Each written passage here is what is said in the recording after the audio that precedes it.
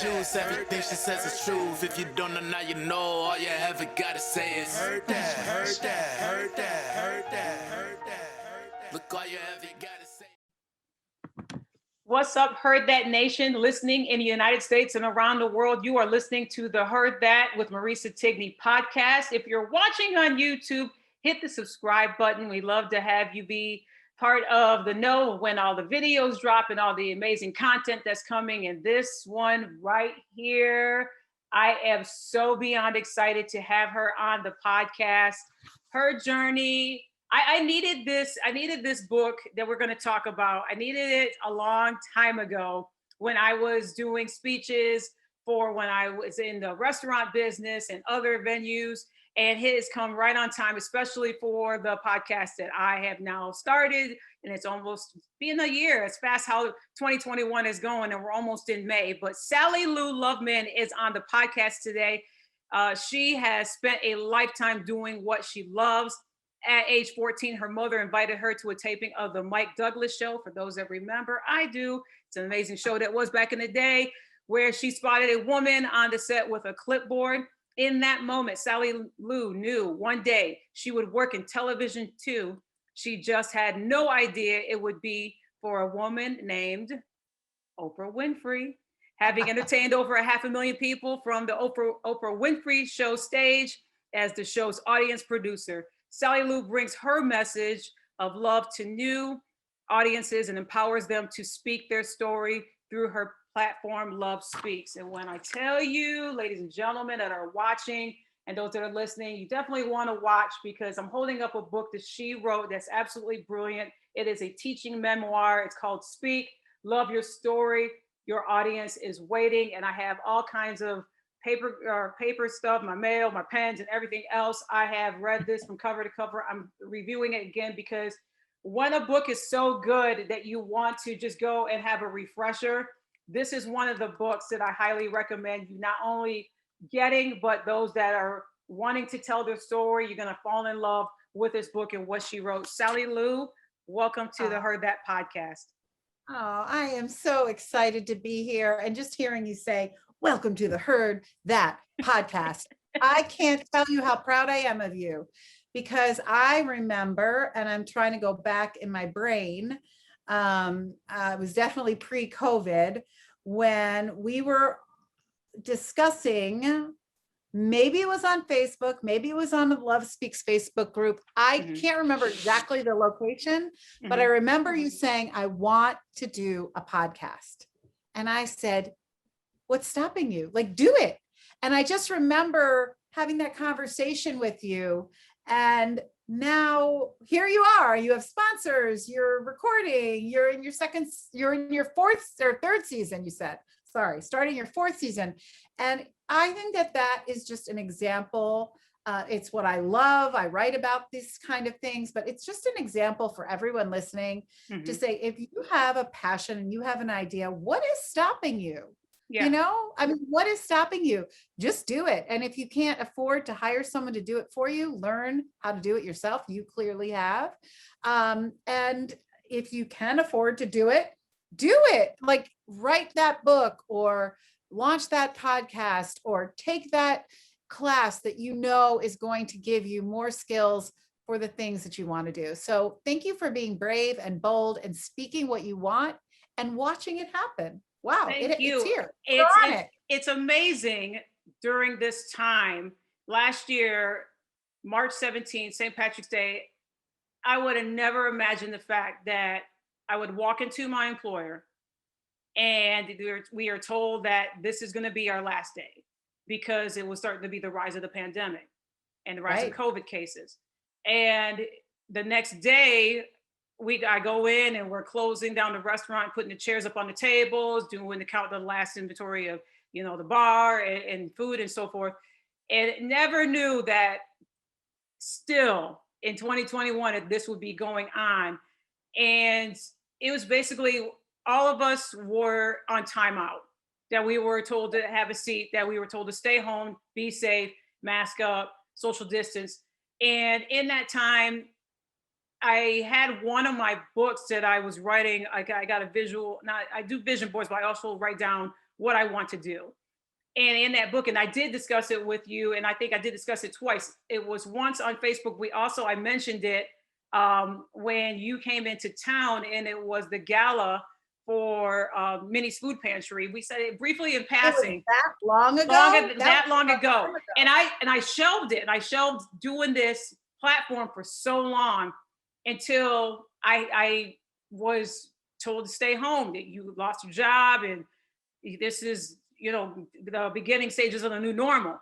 And so I found that notebook and was going back to it. And I was like, oh my gosh, I was writing a bunch of silly stuff. And then underneath I had podcasts, and I wrote, and I underlined it 3 times in my book, that that's what I wanted to do. And August, with a little encouragement from so many people, and you including, or one of them, I stepped into the arena of podcasting. And I was like, okay, Marisa, get over the part that you hate your voice. Get over the fact that, you think you don't look good in camera and everything else, and just go for it. And in your book, I just think that it's so right on time for the path that I'm going through, or anybody that's listening that wants to speak in front of audiences, or do a podcast, or do, some kind of thing virtual until we can all meet again and hug again and high five again and all that stuff. So I want the listeners to know a little bit how, and I said it in the intro, your love of television, and it started with your mom taking you to the Mike Douglas show. Talk a little bit about that, how that journey started, and then you seeing somebody holding a clipboard, and immediately you knew that's something that you wanted to do. Yeah, well, I do. I'm going to speak on that, but I do want to say one quick thing about what you just said. This time, this COVID time, this time where we were on, like you said, time out, told to sit back, told to social distance, and really been a big year of isolation for all of us. Mm-hmm. It really, truly is also been a year that we have built our communication skills, because we had to. We had no other choice. We got lazy communicating, send a text here, whatever. You're in person, so you don't even ask the questions because we'll see you tomorrow. Now it's like, oh, we had to really step up our speaking and communication game. Oh, that's because good. Yeah, that's we good. were having to appear, on camera, on Zoom. We really had to show up, and I always say your audience is waiting. And literally, we have built our platforms now. We all are on a platform. We're all on Zoom. We're all on social media. And I think we're going to go back to our lives as much better communicators and speakers. So that is my hope. And I always said throughout the year, like, don't waste your time. Like, you'll never get time out like this again. None of us will. Mm-hmm. What are we learning in the pause? Like, what are we, like, for you just said, you lost your job, but you created this incredible platform that is now, and it's going to start its 4th season. And so that's just incredible. Like, there's never a time where we should ever feel like, okay, we're just going to put our dream on the back burner. We can for a little bit, but for the most part, it always needs to be simmering, and we need to be working towards it. So that is one thing I just wanted to say in response to the timeout that we've all been on that you mentioned. But for me, I found my purpose at a very young age, which allowed this shy young child who never left my mother's side. I was scared of everything, never imagined that I would be ever on a stage doing anything. I said yes to her invitation, my mother's invitation, when she got tickets to go to a television show, the Mike Douglas show, back in the day. And it happened to be produced out of my hometown of Philadelphia, one of the local stations there. It was a national show. She got tickets. We have no idea how or why. I didn't ask to go. I had no interest in going. I didn't say, Mom, I want to work in TV. You know how today's kids are like, hey, I want to do this. Can you hook me up? No, there was none of that. It was the 70s. Like, what did I know? Right. So but I skipped field hockey practice. That was a big deal because I did get in trouble from my coach. And we went. And as I was sitting there in the studio audience, which is really all I care about, like anytime, like I'm in my office, I'm looking at pictures from the Oprah audience. Like all I care about is who's in the audience. Is the audience full? What's the perspective of the audience? Like that's what I think of first. So here I am sitting in an audience chair at the Mike Douglas show, and I see a woman on the set under the show mezzanine. And I'm like, I don't know what that woman does, but it's 1976. So that was like, it's a, you know, it's a miracle I'm seeing a woman working. That is in and of itself like a big deal. Right. To my 14-year-old self. And she had a headset on, which, like you, makes her cool. Of course, that headset just takes your cool factor up a notch. She's holding a clipboard. Yeah. A clipboard, you know, not this branded clipboard, Right. but she was holding a clipboard with her show notes on it, and that made her official. And then she was just really busy. So I knew that whatever it was she was doing, I would do it one day too. And that ticket was literally my ticket to my career with Oprah, because from that day forward, one, I knew my purpose. Two, I owned it like it was mine. Like nobody else in my family ever worked in TV, wanted to work in TV. We only watched TV. It wasn't like anyone had that in them.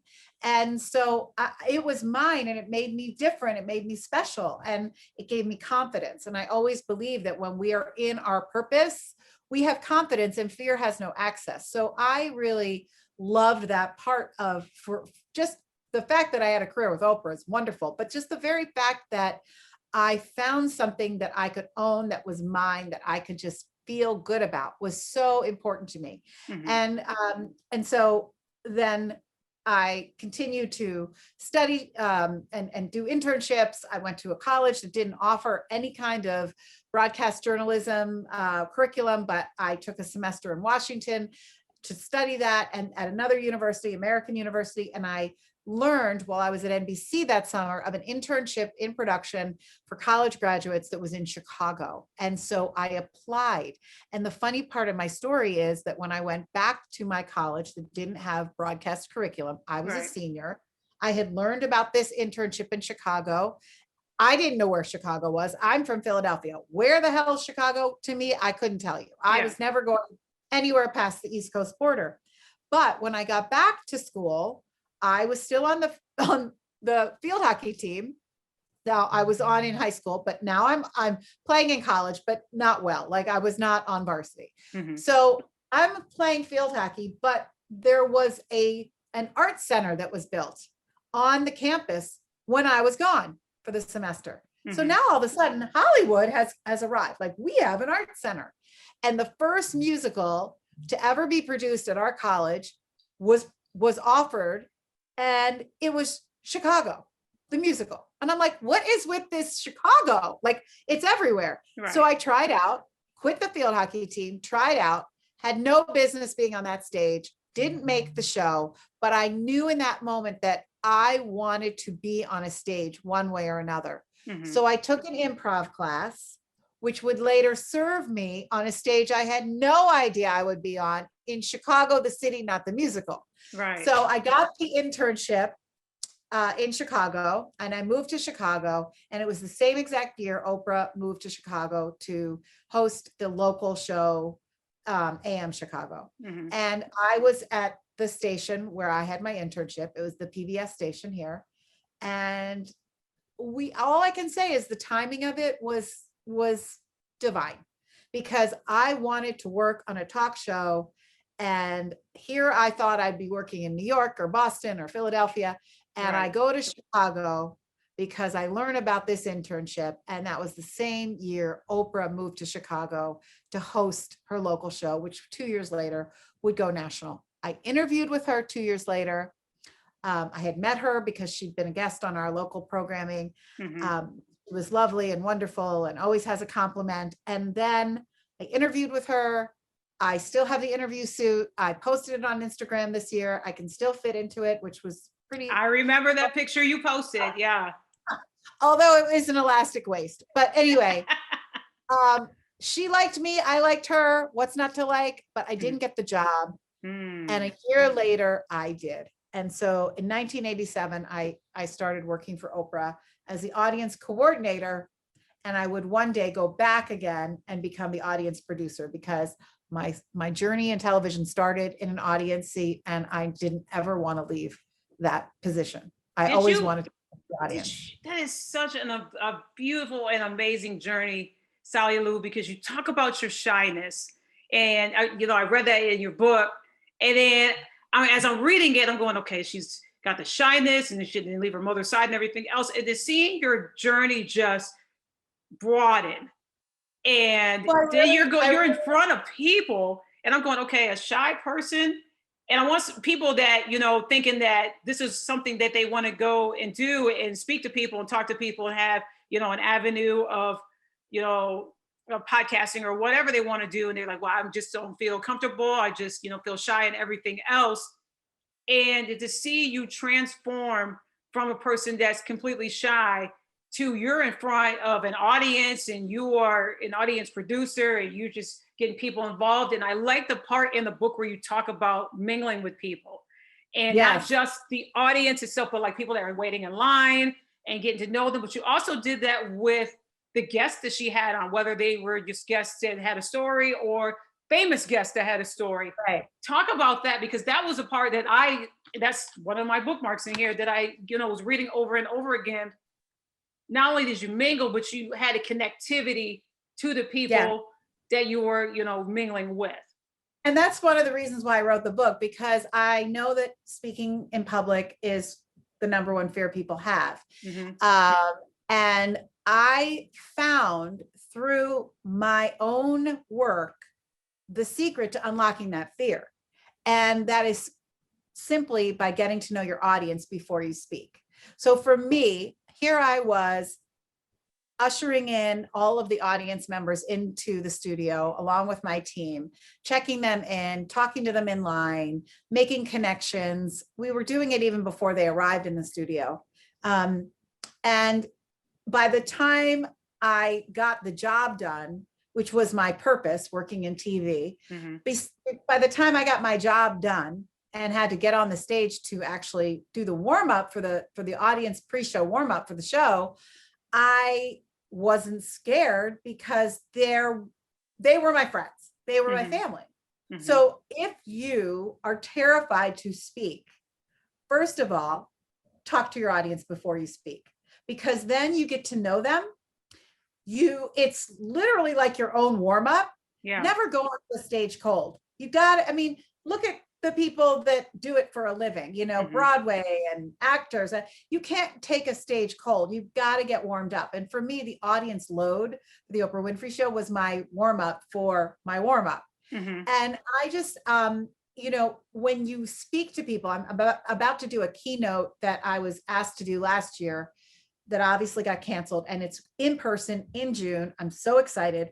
And they just told me, Sally Lou, why don't we do your meet and greet at lunch instead of after you speak? And I'm like, yes, because then I can get to know my audience. And so when I get to know, I get to know the audience, I'm pulling names, I'm pulling stories, I'm making mental notes. And now when I'm speaking, whatever it is anyone is speaking on, when you know and you've had conversations with your audience, and then suddenly you use live content in your talk, that gets an audience's attention.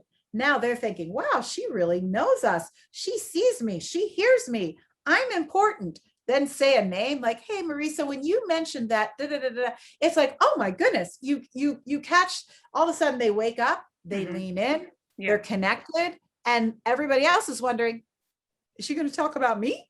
Like, it just makes for a much more personal, connected experience. One of the other things that I didn't know I was doing it when I was doing it, but in hindsight, I get it now. Part of my job was to do the audience warm up, to get people excited and ready for the show. I didn't really need to do that because people arrived ready. People arrived connected with Oprah. I could have stood on the stage and told people where the exits were, and they would have performed or been themselves, whatever it was, they would have brought that excitement. Right. But what I did was I connected the audience with each other. And that I thought was the most powerful thing about our audience, besides the fact that, of course, they're so connected to Oprah and they were there for that. And they are, the Oprah Show audience members all were living their best lives. So they arrived, with so much love and passion and kindness. And, but what I loved in that audience warm-up period of time was I connected the audience with each other, which brought power and a connection of community. So I always say, speak to your audience before so that you do your own warm up. You get to know your audience so you can pull live content, and they get to know each other. Because when an audience is connected, the better the speaker. The better the audience, the better the speaker. So when an audience is connected, you will be a much more impactful speaker, and you will not have as much fear. Because then it's like a conversation. Like if you can pull in an audience member by saying their name and adding like a little piece of content that they shared with you, that of course isn't going to embarrass them. That is a moment where if they have a response, you allow them to have it. Now it's a conversation. Now, of course, you have to be very mindful of time because you only have a certain time when you're a slotted speaker. But, you know, I pride myself on knowing how to do that. So if you try it once when you speak, and try it again, and then perfect it. You know, don't try to do 10 people, try to do one person and see how it goes. So I always believe that is a real way to not to make sure that you leave fear behind and focus and be present on what's happening with the people who you've gotten to know before you get up there and take that stage. Was there a time, Sally Lou, because I know you've mingled and you met with so many people throughout your time there at the Oprah Winfrey Show. Was there a time or a story that comes into your mind from time to time, you know, now that you're doing this, and we'll get to, you know, what you're doing now, the incredible journey you're on, but is there an audience member, an audience members that you remember that you mingled with, that, you know, you spoke with and they told you like something about them, or a story that either stuck with you inside of your mind and your heart, or you resonated with them? I know there's just like tons, but is there one that pops up like while we're talking now, you know, you think of them from time to time, like, oh, I wonder what happened to blah, blah, blah, you know. Well, I don't often wonder. I do wonder. I don't often wonder because I'm still in touch with them. I mean, what television audience become friends and remain friends, like real friends? Wow, that's like so good. We're friends, right? Yeah. So like, it's just so interesting to me because I've worked on other television shows, and that was a connected community. So I was also trained to find the light in the crowd. Like that was my job. Like, and as soon as I found that light, whenever Oprah came out, she went to the same light. Like the light it's so obvious when the light is shining. So there are people like Cheryl Jackson, whose light, you know, I didn't even see it. She just started screaming at me. And I was like, where are you? Get down here. You know, that's the kind of, and those that are listening that know Cheryl Action Jackson, you know, that's what she is. You know, like her light is so bright. And, you know, a guy named Will Hudson, whose light was so bright, and who I stay in touch with, and who, you know, as soon I saw him in the warm up, and then Oprah saw him, and then all of a sudden next thing you know, he's on a show when we took the show to New York, and is seeing Mariah Carey, his favorite person. So, you know, there's people like that who just remain on your heart. And, you know, a woman named Mara Davis, who I saw in the lobby at Caesar's Palace when we were doing Tina and Cher. And I was like, you want tickets? You and your girlfriends? I need you. Put her in the front row. It was the energy we needed. And she's still a dear friend of mine. So there's countless amounts of people. I mean, I had a lot of famous people that I had to talk to in the audience. In fact, the other night, as I'm watching the Oscars, I'm watching this, you know, incredible, powerful, beautiful speech from Tyler Perry. So powerful. And I'm remembering, so powerful. Why don't you just meet me in the middle? Oh my gosh, I thought that too. Immediately when he said, you know, he talked about rejecting hate. He said, you know, who's all gonna meet me in the middle? And that song by Maren Morris jumped in my head. And I'm like, I'm there, Tyler. I'm gonna meet you in the middle. Like, yes. So I just remember him being in the audience, and it was before, you know, it's like I knew Oprah before she was Oprah. This was Tyler before he was Tyler, you know, and that's the thing. Like I knew Common before he was Common, and Kanye before he was Kanye, and John Legend before he was John Legend. You know, it's like we had a wedding show where I had to get wedding gowns that would I had to get the wedding gown from the celebrity who got married that year and hire a lookalike model to model it on the show, but it had to be either the replica or the gown of the celebrity. And when I tell you, there were people like J-Lo, Reese Witherspoon, Faith Hill, who all were willing, and some sent me their dresses, and they weren't big enough stars at the time. Mm-hmm. Like, this is how crazy it can be, where it's like, no. And now, Reese and, oh my God, please, J-Lo, Faith, right. It's like huge stars. But at the time, like, no, but I'm watching Tyler, and I remember him being in an audience, and we had legends on. It might have been when Oprah did Legends. I don't actually remember. And I referred to Cicely Tyson as Cicely Tyson. And I think he said, excuse me. And he stood, and I knew it was Tyler Perry, but again, he was not Tyler Perry. I mean, he was just literally sitting in the audience, which gives you, the answer of he was not on the stage, right? Right. So, and he corrected me, and he said I want to say that he said something like, it's Miss Cicely Tyson. And I was like, okay. And so, I was a little schooled, and that's fine. I always welcome that. Mm-hmm. But like, this is I grew up there. I grew up at the Oprah Winfrey Show. I was there since I was 25 years old, and I took a lot of time off. I was not there the entire run. I took 10 years to be a mom and raise my kids, but I freelanced there the whole time. And then in 2003, I went back as the audience producer, because I that's all I wanted, was to still be in the studio. And I just made it fun. And I brought my producing role to that job, and just really turned it into something that was very special. My team and I turned it into something that was really special. So yes, audience people, I write about a lot of them in my book. The audience members of the Oprah Winfrey Show arrived with their hearts open, living their best lives, and they remain that way today. And they're really memorable, beautiful people. And that's so beautiful that you still connect with them. And obviously, like myself, that I always watched it, and I remember watching it 5:00 Eastern Standard Time in my room, Lansing, Michigan. Shout out to the capital city, my hometown.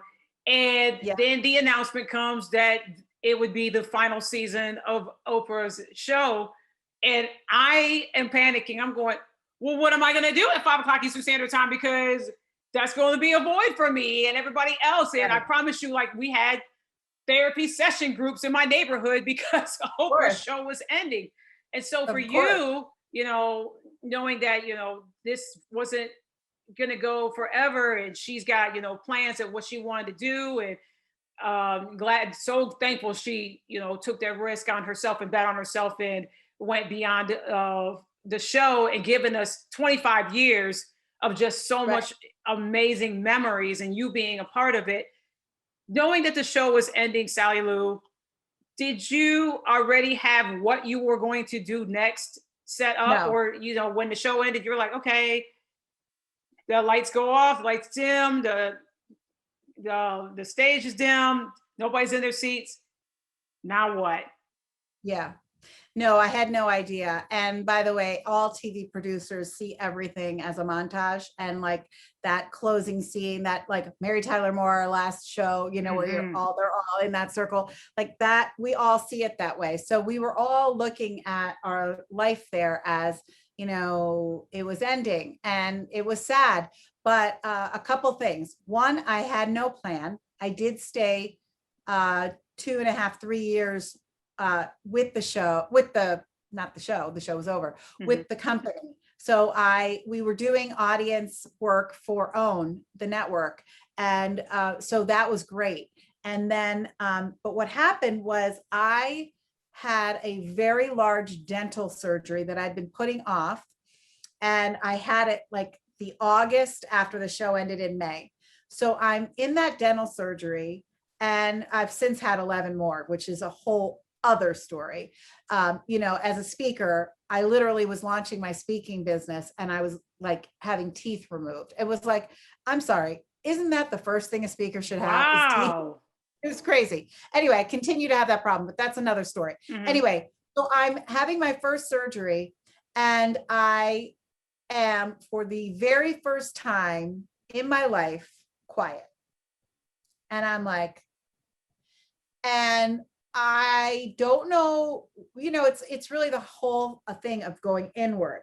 I had not started meditating yet, but it was that going inward thing. And it wasn't like I was on a lot of drugs. It was just, I went inward. I let the surgeon do his thing, lots of stitches, lots of needles, but I saw my whole business. I didn't see Love Speaks because my graphic artist and brand goddess came up with that, but I saw my business. And when I got, and at the end of my surgery, I thanked my surgeon. I said, I just planned my next chapter. I went home with my ice pack and I wrote my business plan. And then I was still working at Harpo. And then that's when Oprah introduced to us transcendental meditation. Now, like 4 or 5 years prior to that, I've been doing healing work since age 22. And I've practiced Reiki and energy healing, but I had never meditated. And I had suggested to the Harpo team that we all should learn how to meditate and meditate together. And, we didn't have time to pee. So people thought I was insane. But then Oprah brought it to us 5 years later. She wasn't in the room when I mentioned that, but whatever. So here we were meditating, and that whole like piece of going inward, and it just kept speaking to me. And what I really wanted to do was to speak to students who were studying television in college and have them understand my story and the importance of their story. And that's really what I wanted to do. And I remember going to Sherry Salata, who was the executive producer of the show, then turned president of the network. And I said to her, I want to speak this story. And I made a notebook. I made one for Oprah. I made one from her. And I was like, this is my story. And I would love your blessing for me to, to speak it. Now, did I think it was a business? No, because we didn't know I wasn't a brand. I was like, right, I just want to do this. And I think it would be great. And she asked me, is this a business? And I said, no, I work here.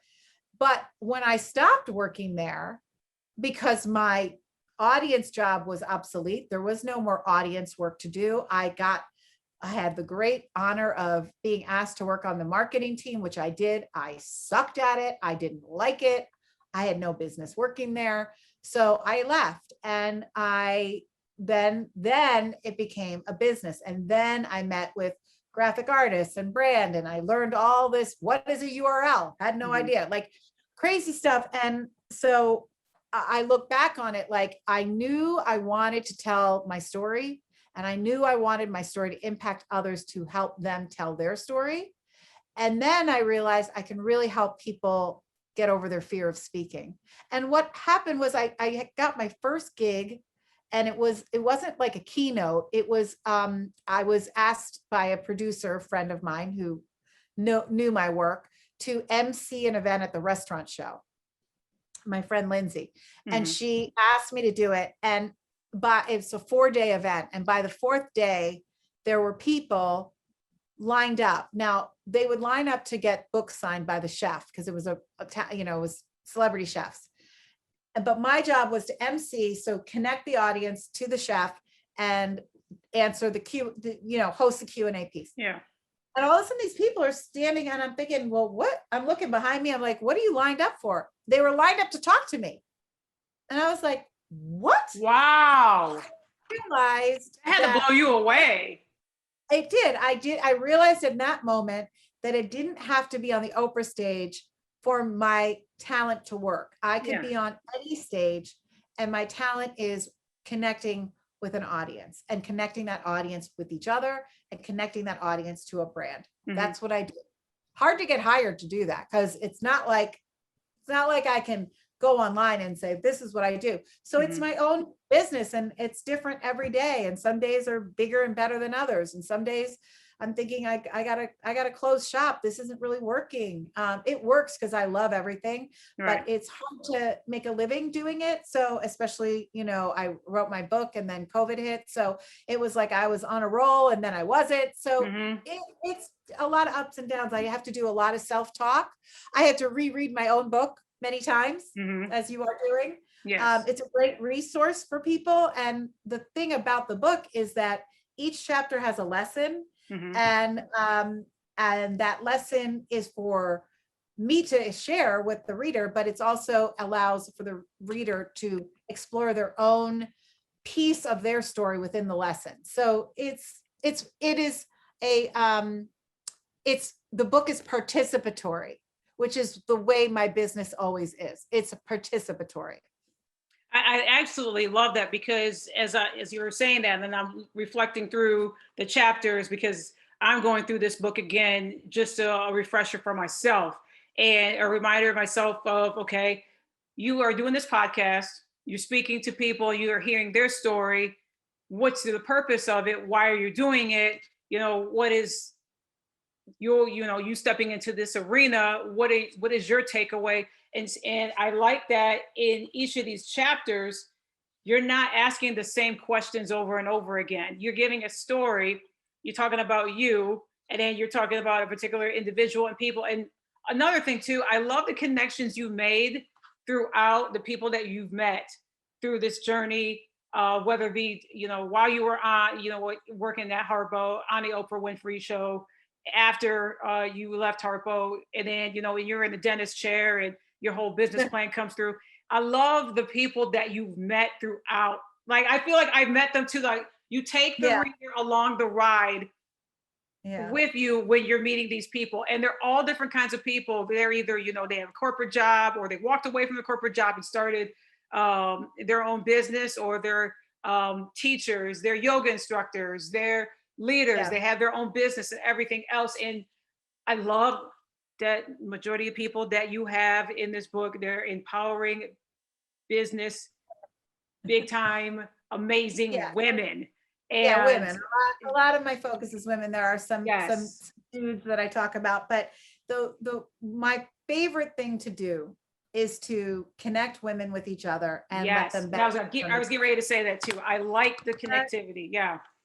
And I can't even describe to you the feelings that I have when I see a woman who I admire and who I know and who I've, had many conversations with or worked with shine.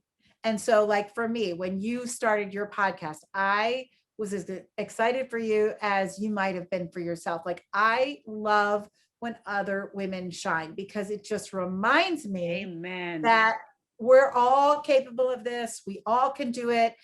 It might not be the same. It might not look the same. Her shine might be brighter than your shine, or your shine might be longer lasting. Can we celebrate each other? That's the big thing as women. Can we please celebrate each other's shine? That's what I wholeheartedly love throughout the pages of your book, Sally Lou, is because each story that you gave, it connected with a celebration of what the person was doing. And I love that. Then we need to see more of that. We need to see more of that within women. That there, we're seeing it plastered everywhere, that there's been envy and angst and jealousy and hatred. And we see that throughout reality shows. We need to see more of this. Oh gosh, reality shows are just the world's worst thing. As a television producer, I will say they're all scripted. They're just terrible for people to think that that's how. I don't get it. It doesn't appeal to me in any way, shape, or form. But what does appeal to me is lifting each other up and not getting so bogged down in the comparison. And we live in a comparison culture with social media and with the, we used to be just compared to the photoshopped, magazine covers. Now it's like, oh my goodness, TikTok and Instagram and reality shows, all of it. So it's really hard to stay focused. And I would just recommend to anyone, because again, I have to read my own book sometimes. There are times where I'm looking at my feed and I'm like, oh God, I'm not doing enough. I got to do this. I'm too old, blah, blah, and all that bad self-talk that we have to change. And we know this, and we are human. And so don't get down on yourself, anyone listening. If you do compare and make those comparisons, just make them positive, make them so that you go, oh, I really like what, I'm just going to throw some people's names out that I really enjoy watching.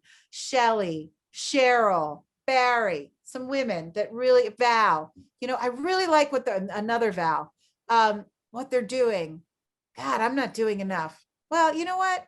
I am doing what I'm doing. I'm doing what I'm capable of. I'm doing what feels good to me. And I'm just going to let them inspire me to keep doing that. And you know what I always told the audience at the Oprah show? I said, you have one job, be yourself. Just be yourself. Yeah. That's it. And that's our job. My favorite of all time quote that I use all the time, that of course was brought to me by Oprah Winfrey, because it was plastered on our wall on the west side of our building at Harpo. And it's Joseph Campbell, a privilege of a lifetime is being who you are. And that's it. That's all we got.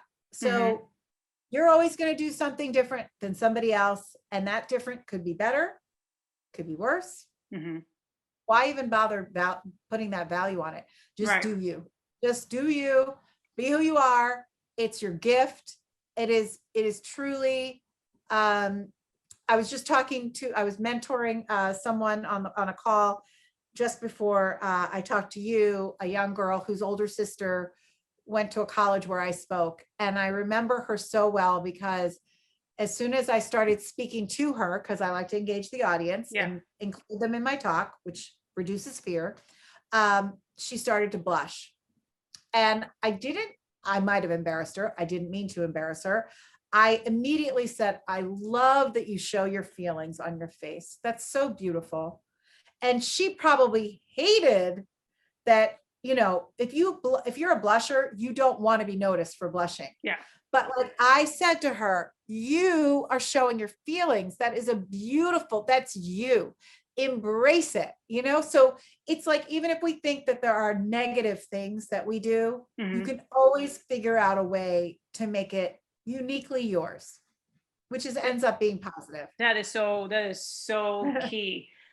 Sally Lou, you are dropping so many aha gems right now. I just got so much, but the biggest one for me that I took so much away from, and I'm rocking the sweatshirt for those that are watching, Sally Lou did this. We can't see it. Marisa, I gotta show everybody. There you go. Yes. Sally Lou did this amazing house party, Love Wins, and I want her to talk about it. And I know that she's going to do another one, and I hope that we can finally be there in person. But if it's virtual for another year, so be it. But it was one of the most incredible experiences of my life, to be in a room of, you're hosting it, and you had a DJ, and you had a comedian, and you had amazing speakers, and one of them that we both know, Paulo Presta, who he made me cry when that whole Dreams Come True episode, when Oprah came to his parents' grocery store. Just an amazing soul, him and his husband Patrick, just amazing, beautiful souls. Talk about how this whole thing came to being, and the whole journey. Well, I will say that one of the women that thank you. One of the women that I just mentioned, of women that I admire and follow and all of that, I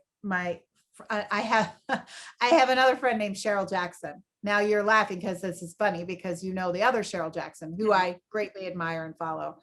But I have a new friend that I met just before the world shut down at a speaker event that we were both speaking. Her name is Cheryl Jackson, but she spells it with an E, Cheryl with an E.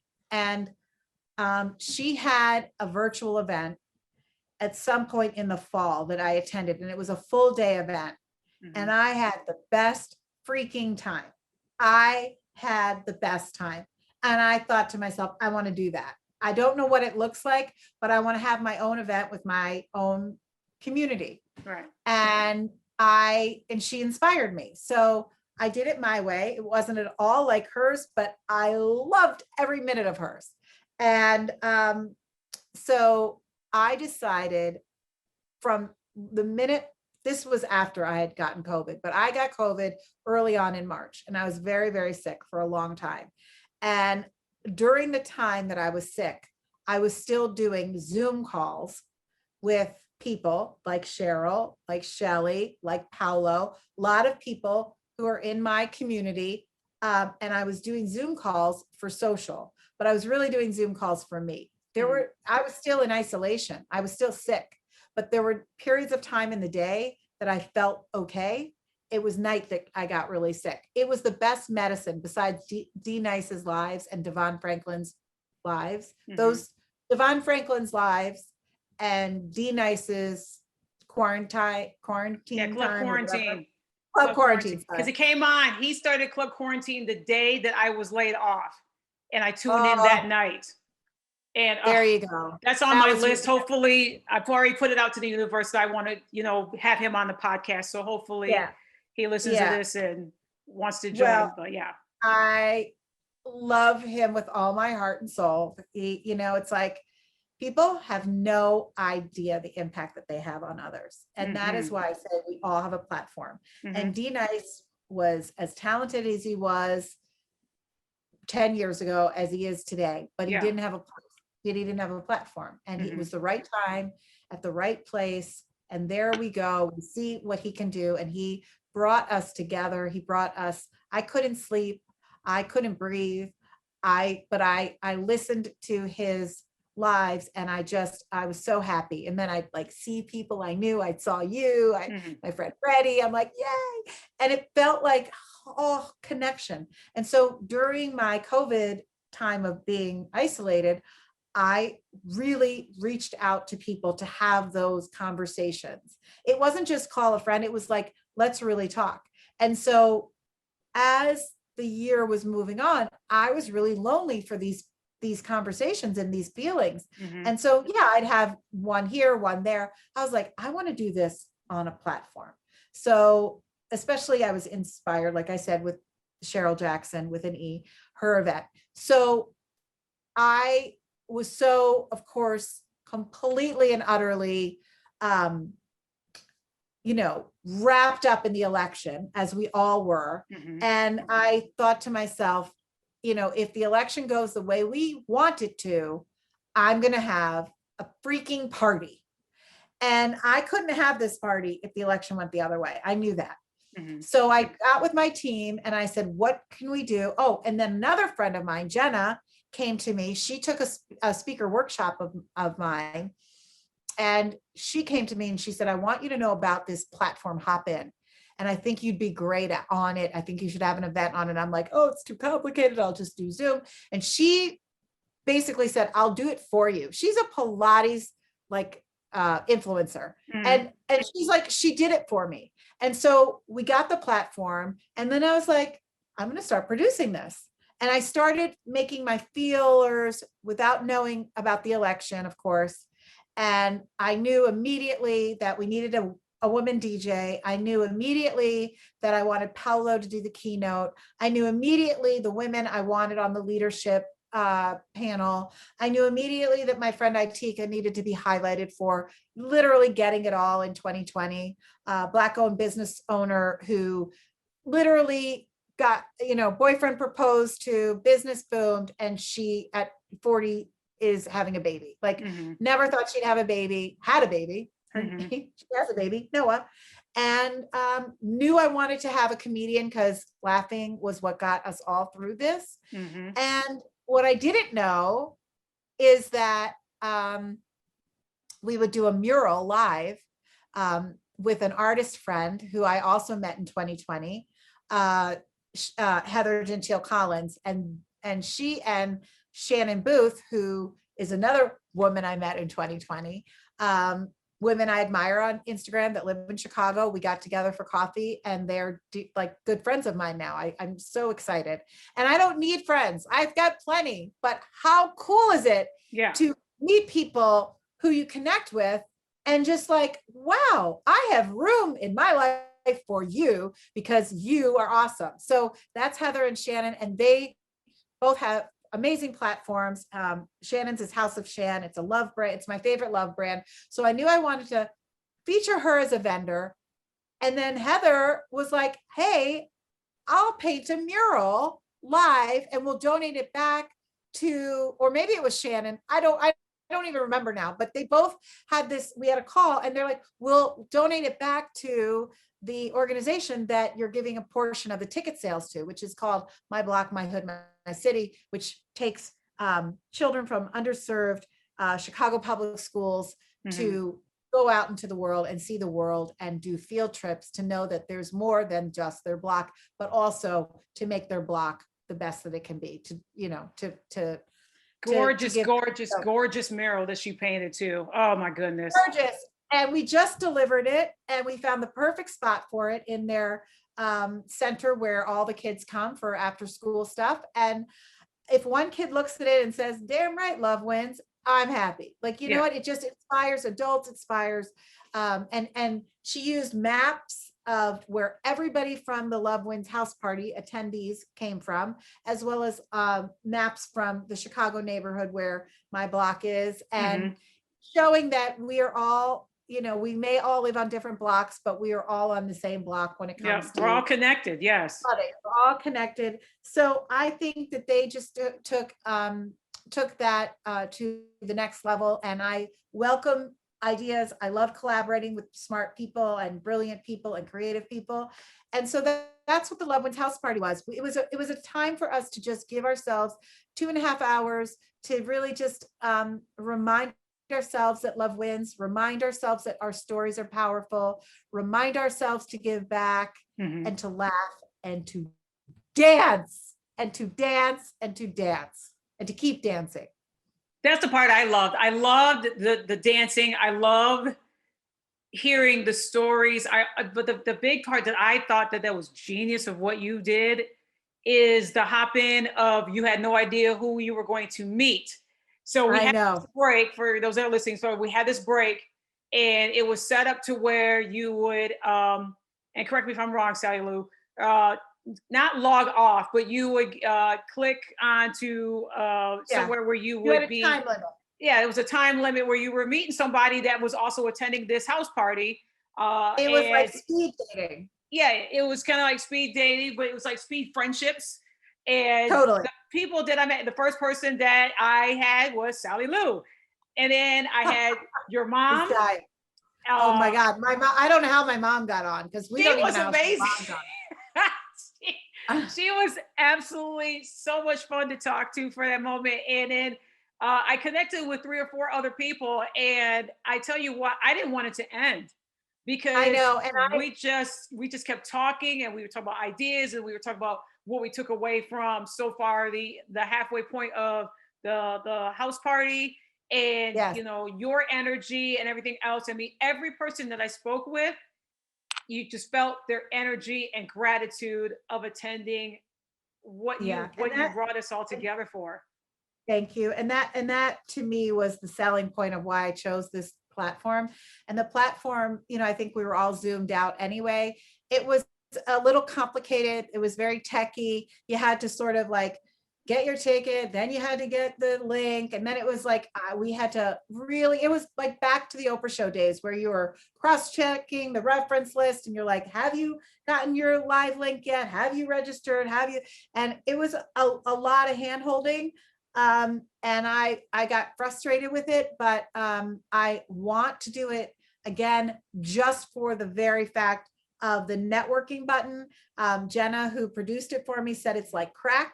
It's literally like 100+ people were on. They all have great amounts of creativity and passion and love. And so whoever you're going to meet, whether it's someone you know or someone you don't know, you're meant to meet that person or say hello to that person. And I've heard from a lot of people, the feedback is that people had stayed connected, which is Mhm. all that I want. So if you met someone in that 3-minute moment and you really wanted to stay in touch, there was that ability to do so. And so if you made even just one connection from the house party, that's one more connection in your life, which I think is positive. It was so So good. I met so many great people. It was so great to connect. And you know what? In all honesty, Sally Lou, the techie issues and everything else, I didn't see it as an issue because the energy overcame all that to me. Yeah. Of Yeah. what was being talked about and the speakers that you had on, and you connecting with everybody that was watching. Plus, you were connecting with the panel of people that you had. To me, I Yeah. just had a great time because it took Good. away for the fact, and I was talking to other people that I connected with after the fact, after it was all said and done. I was talking to people and said, well, what you love about this and everything else? And let's stay connected and everything else. And the big thing is the energy and love. Like every person that I spoke with, that I connected with, used the word love and they used the word energy. Good. And that was the big thing. That was so needed, especially what the world has gone through. Yes. What we're still going through.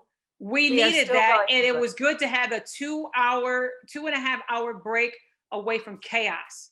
And to just be in the room where everybody like-minded, the vibrant energy was there. People communicated, they connected. Nobody talked about any problems because love was. It was a good escape.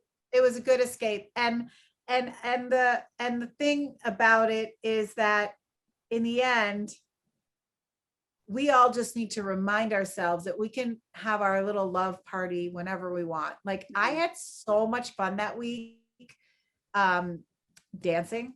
Just your videos were amazing. Like they were so leading up to the event, and then you had, what are you wearing? Post what you're wearing and everything else, and you would show off your outfit, and then who designs your outfit and everything else. So it was like a little bit of red carpet, a little bit having your event and talking about it, but you captured everyone's attention that was going in, and people were like, oh, I don't know if I should go. I think your dancing video, because I saw a couple people comment, they're like, you know what? I'm going to make time to go because she's on here. She's dancing to these amazing songs. Her energy is infectious. And you had people that commented underneath, and I know you read every single comment that comes through on your page, that was like, you know what? I was busy that day, but seeing you dance and shaking your little tail feather to a song, to bring me to higher love, Whitney Houston and Kygo. Totally. My theme. Yeah. My theme song. Well, all I can say is, I miss the studio. I miss dancing in a studio. I miss dancing with people. I miss dancing with anyone. So I think dancing is so essential to feeling good. And so that was really why I had it. Now, I didn't like the fact that we couldn't see each other because on Zoom, of course, you have the gallery, but the chat was fire. Yes. And again, we learned a lot. There was an event chat and a show chat. And I was having trouble, taking my own time cues and keeping it going and staying on time and listening and knowing, and I had to do my own, I had to mute and unmute myself, my camera and my mic when others were on. So I had a lot going on. So it was really hard for me to read the chat. But in the beginning, I was like, ooh, the chat is like so boring. I didn't know that there was a different chat. So we learned these things and that was fire. So it's like, we only needed one chat and, we needed more of the networking love-ins that time like we could do a whole hour on that and people would love it. People would love it. And I have something that I'm working on that's going to happen hopefully in the fall as a series that I'm doing. And I really want to do it on Hopin, but it's too expensive. So unfortunately, I just can't. I've got to be smart about it. But I only want to do it on Hopin for the very reason of the button, the love button. It's literally the love button. And you can't do that on Zoom. Zoom has breakout rooms, but it's not the same. This is like the best. Yeah. So I we'll see what happens. truly, I enjoyed hopping. Like I said, I had the best time. And I know that you're going to have so many more amazing events and so many great things that you're doing. And I'm looking forward to them because, like I said to you before we even jumped on here, and before I let you go, I got one more question to ask you, Yeah. of just, preparing for having you on here and just so excited of what you have done and so many people that you have inspired. What I want to know is this: we are, still in this pandemic, and I ask this for every single guest that comes on here, and talk to them about. And we're almost in May, and there's always a moment where, yes, the world is gone to, there's different things going on, the chaos and the crazy and everything else, and sometimes we want to escape from it and all that. But there's always a hope that we have. And what I want to know for you is, what is your hope for the remainder of this year? What do you see? Kind of like a twofold question. What do you see as your hope, and what do you want to do once this pandemic is over with? What is the first thing that you want to do once this is all over with? Which I'm praying is sooner than later. Well, what is it you want to do? Well, the first thing I want to do is hug my mom, like really hug her, and hug my kids. I mean, we've hugged, but we've hugged like from the back, or we've hugged like around like the butt, like I know that sounds like from behind. And I just want to hug. I exposed my mom twice to COVID, which I didn't know I had, when I didn't know I had it, and when I didn't know my husband had it. And it was the worst feeling I've ever felt in my whole life. Terrified that I could have brought something deadly to my mother. Right. And the person, who we love the most, our moms, and besides our children. And and so I really can't wait to feel safe with her. And I've invited her on a family vacation with us in June. So that's going to happen. So I'm going to hug her then. What I hope for everyone, and you use the word chaos. I remember in 2016 taking to my bed with an eye twitch, and the word chaos kept coming in my head. I kept seeing it. I never spoke of it or told anybody, but I kept seeing people in streets like running and chaos. I kept seeing cities in chaos. And I was scared. I was really scared. And I went through a really, really dark time. And I took to my bed, and I was really sad. Went through January, February. I think I started coming out of it in March of 2017. And I felt that chaos feeling and fear through those 4 years. And I still have it, even though I am so grateful for our current president and vice president. And to have a woman in that office, and a woman of color in that office, it meant everything to me and my family and all the people that wanted the same. So I'm very hopeful, but I still have a lot of fear. And what my hope is that when we all go back to life as we once knew it, that we come to it differently, because none of us are the same. We are not the same. And I pray that we all can lose a little bit of our fear by staying in our purpose. And that whatever that purpose is for you, for me, for anyone listening, it's a purpose that gives and brings good to people. And so I hope that we do more of that and less of the shit that doesn't serve anyone, not yourself, not others, the negativity, the hostileness, the hate, all of that stuff. There's no room for that in 2021. There is no room. We've lost close to 600,000 Americans. And we have watched families lose their loved ones to racial violence. We've watched families lose their homes. We've watched families lose their jobs. We've watched families, suffer in this economic crisis. And so we cannot go back to life and just take anything for granted. We really can't. We need to have fun. We need to have fun, but we have to be super mindful of the very fact that we are lucky to be here and we need to do something purposeful with our life in order to, one, be of service and be better to people, but also selfishly to not have fear, because that fear is not going away anytime soon. It doesn't matter who's in the White House. That fear is here because our country is divided. And I just really, truly believe that as long as we're putting good into the universe in our own world, in our own community, we will lessen our own fear. And that spreads. That spreads. And I pray that everybody, like you said, just does not go back to the normal that they were, that they search within themselves and become the good and become walk in gratitude, walk in gratefulness, walk in love with one another, because that's what's needed right now. That's if you don't have a friend connected. If you don't have a friend who doesn't look like you, you got a problem.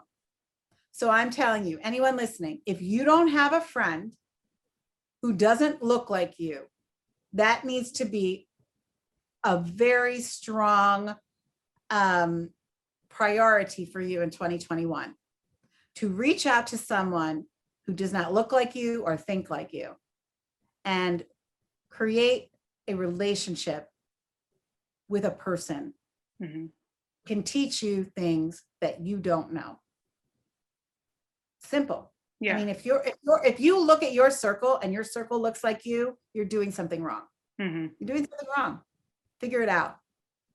This is a world where we are all in this together. And in order for love to win and for us to make changes, you have to make the changes in your own home, in your own community, in your own world. And it can be done. You just have to step outside and just go for it. Amen, and sister. Welcome it. Welcome it. Amen. How can the listening audience and those that are watching stay connected with you? Lovespeaks.com. And if you go to lovespeaks.com, sign up, and be a subscriber, you get my podcast and you get my newsletters, and you can also get a free download on how to speak without fear. And there's a course that I offer as well. That is not free, but that's my little side hustle. And you know how you're supposed to be able to have multiple ways of having income? Trust me, please. Whatever. I'm trying. I'm trying. I would much prefer doing those courses in person, but I do have online curriculum. And also, since you brought it up, the Loveman's House Party, you can see that in its entirety, although we did cut out the Lovins because those weren't, on the screen. They just had to be there. Yeah. Yeah, but we had DJ Avera play for a longer period of time. So for those who didn't want to do the Lovins, could still listen to her play her music. And I love her so much. And by the way, I was trained, like I said, to see the light in the crowd. And I had booked a DJ who was phenomenal. She's very well known. She said yes. I was like, oh my God, she said yes. and then she canceled on me. And I was like, okay, well, I know how to deal with that, because that's the whole thing about television. You always have about 3 million backup plans. And I went on Instagram, and my daughter said, my daughter Carly said, just search hashtag female DJs. And I was like going through, and I saw Avera, and I was like, that's the one. She was incredible. She's absolutely incredible. And I followed her because after that session, I followed her. I had to immediately. Yes. Oh, she's such a light. She's so sweet and talented and loving. And I just was like, I don't know anything about this person. And I just saw her, I DM'd her, we talked, and I was like, you're hired. I love you. And she was so kind and wonderful. Anyway, I don't know where I was going with this, but I know. You can watch the Loveman's House Party on in its entirety. We have a landing page on my site, so you can shuttle through for the parts you want, but you can watch Paolo speak, you can watch the mural be finished, you can watch our leadership on love, and everything, and hear our comic. It's all there for anyone who didn't get to participate. And those that are watching, get this book. This is incredible. I'm not gonna give you too much of away. She looks fantastic in the back here with a backdrop of the city right behind her, but she is, I mean, just absolutely incredible. Speak is the name of the book. Love your story. Your audience is waiting. A teaching memoir. Sally Lou Oaks Loveman. Yeah.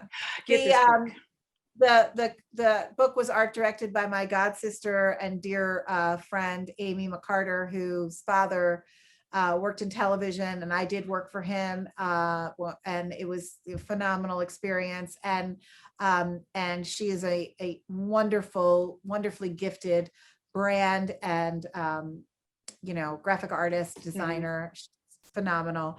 And then the back picture, I was like, that's what I kind of wanted that to be the front, but then I was like, no, I was like, I want the Oprah audience chair on Oak Street Beach. I just caught that's the Oprah, the audience chair. Yeah.